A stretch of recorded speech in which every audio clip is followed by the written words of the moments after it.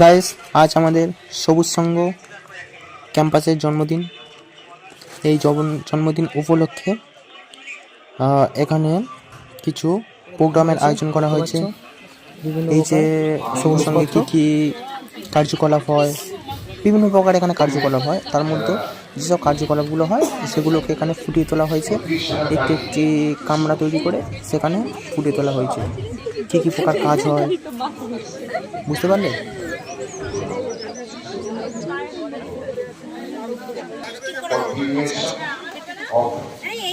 দাঁড়াও এখানে বিভিন্ন কার্যক্রম সিস্টেম আলাদা সরবেনি। একটা জনসেবামূলক প্রতিষ্ঠানে চাকরি হয়েছে এই সমস্ত সদস্যগণ সকলকে আমার সুশ্রদ্ধ ভালোবাসা, অনেক দিনের পরিচয়। সবুজের সুযোগ কোথায় আমার পরিচয় যতদূর মনে পড়ছে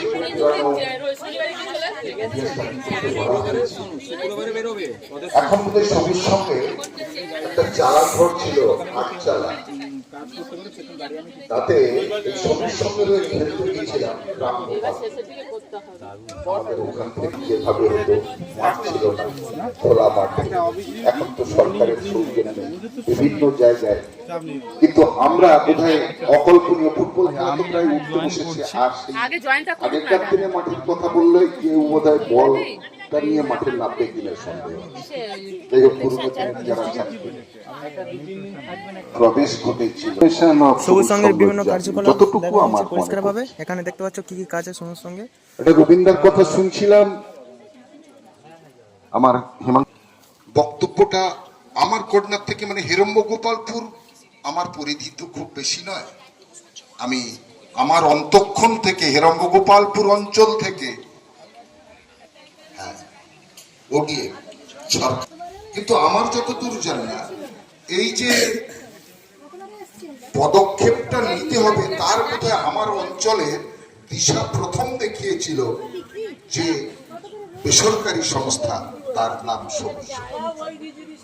কৃতজ্ঞতার সঙ্গে সবুজ সংঘের নাম স্মরণ করতে হয়।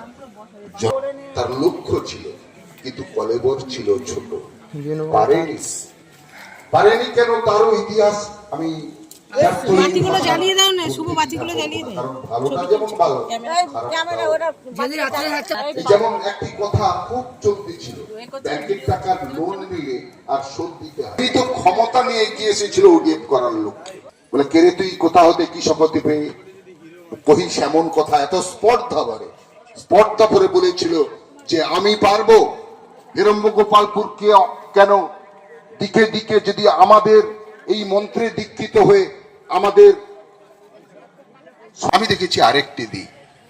এখন যে আমরা সরকার দায়িত্ব এবং নিজেদের স্বাবলম্বী করে এই আমাদের সেখানে। হ্যাঁ গাইস, পরের ভিডিওতে দেখা হচ্ছে। Bye bye. তাড়াতাড়ি চ্যানেলটাকে সাবস্ক্রাইব করে দাও আর বেল আইকনের ঘন্টা ধরে নাড়িয়ে দাও খুব জোরে। যদি না নাড়াতে পারবো ঝুলে পড়বে, ঠিক আছে? কিছু করার নেই, ঘন্টাটা অনেক ভারী মনে হচ্ছে। ঠিক আছে, টাটা, আবার দেখা হচ্ছে।